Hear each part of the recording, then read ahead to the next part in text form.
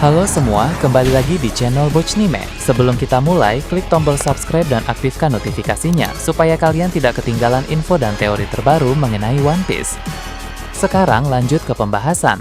Kali ini Mimin Bochnime melanjutkan scene selanjutnya. Scenes memperlihatkan Ben Beckman dan Kuzan yang kembali berhadapan dalam pertempuran panas di Pulau Hachinosu. Kondisi keduanya sekarang memang sudah cukup kelelahan dan mengalami beberapa luka akibat berbagai pertempuran melawan banyak musuh sebelumnya. Tapi mereka tetap dalam keadaan yang siap bertarung dengan optimal karena stamina kedua orang ini terbilang di atas manusia normal. Kuzan membuka serangan dengan menciptakan beberapa pedang es di udara. Lalu pedang-pedang es tersebut melesat ke arah Ben Beckman dengan sangat cepat. Tapi tentu sang wakil kapten bajak laut Akagami itu tidak tinggal diam. Dia memakai senapannya yang dilapisi Busoshoku Haki untuk menghancurkan pedang-pedang es dari Kuzan. Kemudian sang mantan admiral itu kembali melancarkan serangan. Kali ini dia membekukan tanah ke arah depan. Lalu muncul es-es tajam yang mengincar Ben Beckman di sana. Ben Beckman pun melompat kemudian menembak beberapa kali ke arah Kuzan. Untuk menangkis peluru tersebut, Kuzan langsung menciptakan dinding es yang cukup tebal dan dialiri dengan haki. Setelah itu, Ben memutuskan untuk mengeluarkan Haoshoku Haki yang menandakan bahwa dia akan memakai teknik-teknik yang lebih kuat lagi. Di sisi lain, Kuzan pun langsung menjadi sangat serius sebagai persiapan untuk menghadapi Haoshoku Haki Ben Beckman. Sementara mereka bertarung di atas salah satu bangunan, di area lain Pulau Hachinosu ada Kizaru yang sedang menghadapi aliansi Kurohige.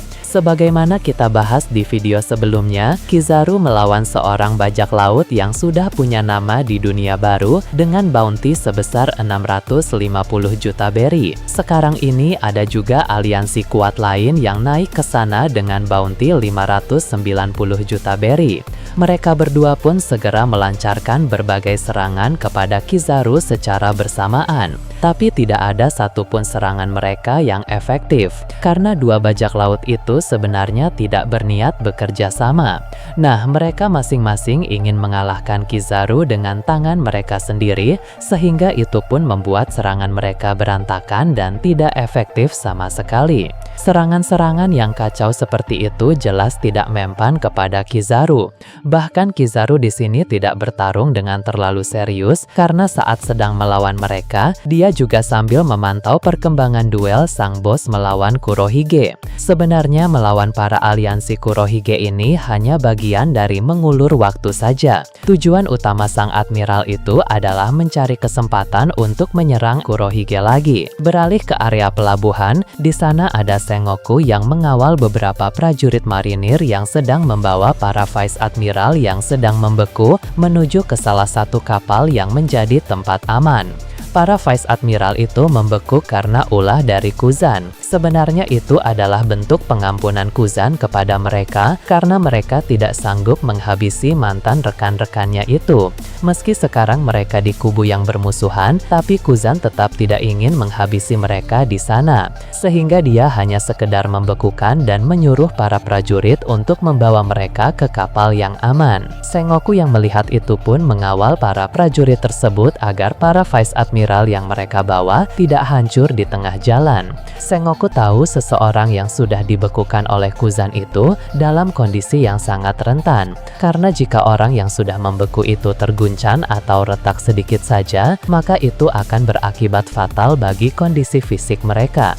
Jadi mereka harus dibawa dengan sangat hati-hati. Setelah mereka aman, Sengoku pun kembali ke area perkotaan di Pulau Hachinosu untuk mencari para aliansi bajak laut Kurohige yang masih berkeliaran di sana. Kurohige memiliki banyak sekali aliansi, bahkan melebihi aliansi Shirohige pada masa lalu, sehingga keberadaan mereka di Pulau Hachinosu ini sangat merepotkan. Walau sebagian sudah dikalahkan, tapi banyak juga yang masih bertahan dan terus berulah di tempat itu. Sementara itu, sang aliansi terkuat Kurohige, yakni Shiryu, masih bertarung melawan Garp. Garp membuat Shiryu terpojok. Kemudian dia hendak melancarkan suatu serangan penghabisan. Namun ada seorang aliansi senior lain yang mengganggu serangan Garp sehingga Shiryu pun masih bisa selamat. Alih-alih berterima kasih, Shiryu malah protes kepada rekannya itu karena dia merasa tidak membutuhkan pertolongan darinya. Rekannya pun berkata tidak ada waktu untuk bertengkar dalam situasi seperti sekarang ini.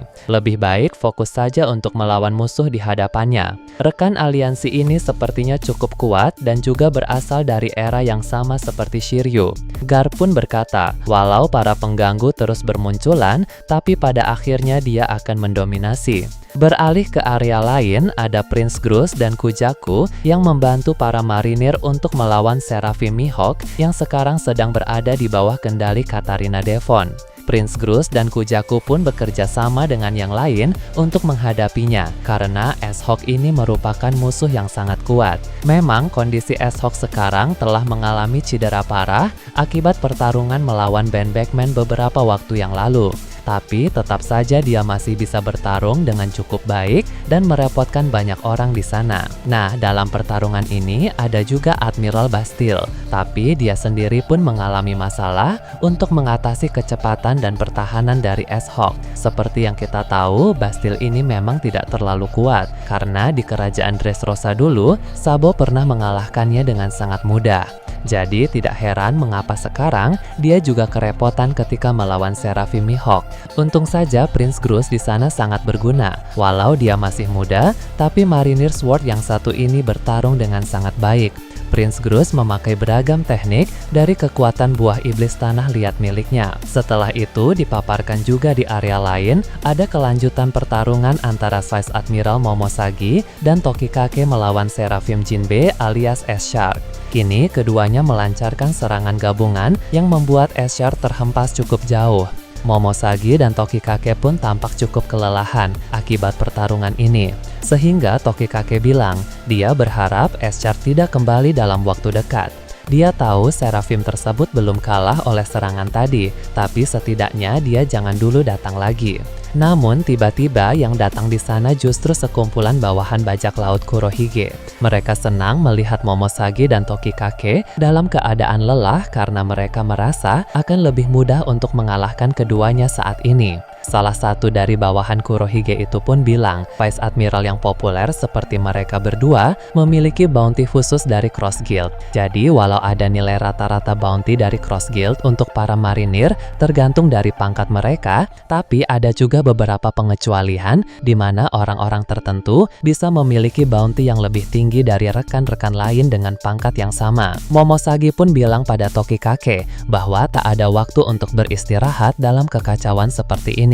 Mereka berdua pun mengangkat senjata kembali dan bersiap untuk bertarung di sana. Beralih ke lautan yang jauh dari sana, kapal bajak laut Big Mom yang dipimpin oleh Katakuri dan kapal bajak laut Fire Tank yang dipimpin oleh Kapon Geng Bege sedang berlayar bersama-sama. Katakuri dan Bege sudah sepakat untuk bekerja sama menuju ke Pulau Hachinosu demi menyelamatkan Puding sekaligus balas dendam kepada bajak laut Kurohige, terutama Kuzan yang sangat diincar oleh Katakuri. Mereka belum tahu bahwa saat ini di Pulau Hachinosu sedang ada pertempuran 3 kubu antara bajak laut Kurohige dan juga angkatan laut. Jadi sebelum ke sana, Katakuri akan mengumpulkan kekuatan tempur terlebih dahulu. 2 di antaranya adalah Marco dan juga King. Namun karena King tidak bisa dihubungi, maka pertama-tama mereka akan menemui Marco terlebih dahulu. Kini mereka pun sudah sampai di Pulau Sphinx, yang mana di sana ada Marco yang sedang berada di pelabuhan kapal. Itu bukan sebuah kebetulan, melainkan karena Marco memang sudah waspada saat melihat dari kejauhan ada kapal bajak laut Big Mom dan juga kapal bajak laut Fire Tank yang sedang mendekat ke pulau tempat dia tinggal itu. Marco di sini sempat ingin berubah ke dalam mode Phoenix dan siap bertarung. Seketika, Marco berubah menjadi burung Phoenix dengan disertai kekuatan penuh menuju Katakuri. Seketika, Katakuri mengeluarkan Kenbun Shoku Haki-nya dan melancarkan tinju kuat karetnya kepada Marco, namun hampir saja mengenai mukanya. Namun, itu ternyata menjadi awal pembicaraan Marco dan Katakuri. Hal itu menandakan kalau Katakuri menginginkan sesuatu, seperti halnya aliansi. Berpindah ke Pulau Karaibari, di sana diperlihatkan pertarungan antara Crocodile dan anak buah terkuat Dragpeklo melawan Admiral Ryogugyu. Crocodile dan anak buah terkuat Dragpeklo itu pun berbagi tugas untuk menghadapi Admiral tersebut karena tentu tidak boleh sembarangan dalam pertarungan melawan orang sekuat Admiral. Meski kekuatan pasir Crocodile adalah musuh alami dari kekuatan tumbuhan Ryogugyu, tapi kini Ryogugyu paham bagaimana cara mengatasinya. Dia mengaliri tumbuhan yang ada di tubuhnya dengan haki yang sangat besar, sehingga tumbuhan itu cairannya tidak bisa diserap oleh pasir dari Crocodile. Jadi, Crocodile harus memikirkan strategi yang bagus untuk menghadapi Ryogugyu di sana. Crocodile pun melancarkan serangan-serangan dari jarak jauh dengan kekuatan buah iblisnya. Nah, sedangkan anak buah Dragpeklo bertarung pada jarak dekat karena dia adalah seorang pengguna pedang yang handal. Tak jauh dari sana, ada juga Dragpeklo dan dua anggota kuat yang lain yang memantau keadaan di tempat mereka berada. Tapi tiba-tiba Seraphim muncul di tempat itu, sehingga mereka pun harus bertarung melawan Seraphim tersebut. Sementara itu, pertarungan Mihawk melawan Fujitora juga masih berlanjut. Sebagaimana kita bahas di video sebelumnya, Fujitora memasuki suatu mode penggabungan kekuatan buah iblis dan juga haki, di mana dia memancarkan tekanan gravitasi secara terus-menerus dan mengeluarkan Busho Shoku Haki kuat dari pedangnya itu. Namun, mode tersebut belum cukup untuk mengalahkan Mihawk. Bahkan, untuk membuat Mihawk terdesak pun tampaknya masih belum cukup. Memang ada serangan Fujitora yang bisa mengejutkan Mihawk. Hanya saja pendekar pedang terkuat itu masih mampu untuk mengatasi serangan dari Admiral tersebut. Di sisi lain, Mihawk juga memasuki mode iblis yang mirip dengan King of Hell milik Zoro. Tapi ini baru tahapan awal dari mode iblis Mihawk itu karena Mihawk masih menyimpan kekuatan full powernya. Setelah Fujitora melancarkan serangan tadi, kini giliran Mihawk yang balas menyerang. Mihawk memakai serangan kuat yang membuat Fujitora sangat kesulitan untuk menahannya. Para marinir dari kejauhan pun mengkhawatirkan Fujitora dan berteriak bertanya apa dia baik-baik saja. Lalu sang admiral itu pun hanya merespon dengan menyuruh mereka untuk tidak mendekatinya. Karena jika mereka mendekat, maka dampak dari serangan kuat Mihawk ini bisa membuat mereka tewas. Berpindah ke tempat lain yang jauh dari sana, diperlihatkan suatu kapal pemerintah dunia yang berisi beberapa agen CP Kosa. Sebagaimana kita bahas di video sebelumnya, mereka bertugas untuk mencari Vivi. Mereka sudah tahu bahwa sang putri itu sedang bersama dengan Morgans, tapi mereka kesulitan untuk mencari markas Morgans itu karena selalu berpindah-pindah memakai balon udara. Ditambah lagi, sekarang ada dua kapal pasukan bayaran yang disewa oleh Morgans untuk menghentikan para agen CP Kosa. Salah satu agen CP Kosa pun bertanya-tanya, mengapa Morgans harus melindungi Vivi seperti ini? Padahal akan aman saja jika dia langsung menyerahkannya. Agen CP Kosa yang lebih senior pun menjawab, tentu karena Morgans punya rencana tertentu yang akan menguntungkan dirinya. Karena Morgans adalah pebisnis yang handal. Beralih ke kerajaan Alabasta, suasana di sana masih suram usai meninggalnya Raja Cobra dan hilangnya Putri Vivi. Dipaparkan, Koza sedang berkumpul dengan Pel, Chaka, dan juga Igaram. Dia berusaha meyakinkan mereka bahwa Vivi baik-baik saja. Sebab Vivi merupakan orang yang sangat tangguh dan pasti mampu bertahan dalam berbagai keadaan yang sulit. Meski begitu, sebenarnya Koza juga sangat khawatir, tapi dia berusaha menutupi kekhawatirannya itu. Sementara itu, di markas Morgans, Vivi sangat ingin menghubungi pihak kerajaan Alabasta. Tapi Morgans dan Wapol melarang hal itu karena masih rawan bagi Vivi untuk membuat kontak dengan siapa saja dalam keadaan seperti sekarang ini. Sebab denden mushi yang mereka pakai bisa disadap oleh pihak pemerintah dunia sehingga nanti keberadaan mereka malah bisa diketahui. Berpindah lagi ke tempat lain, 4 kapten divisi armada besar bajak laut topi jerami yang sedang bertempur melawan angkatan laut kembali mendapat sorotan. Di sana muncul kapal misterius yang mendekati area pertempuran. Rupanya itu adalah kapal milik John Bart, salah satu bounty hunter yang pernah muncul di kerajaan Dressrosa dulu. Di kapal tersebut pun ada beberapa bounty hunter lain, termasuk sosok misterius yang mereka sebut sebagai bos. Tampaknya ini adalah kelompok yang terdiri dari para bounty hunter dunia baru. Dengan begitu, 4 kapten divisi armada besar bajak laut topi jerami itu pun akan menghadapi situasi yang lebih merepotkan karena mereka tidak menghadapi marinir saja, tapi juga menghadapi para bounty hunter juga.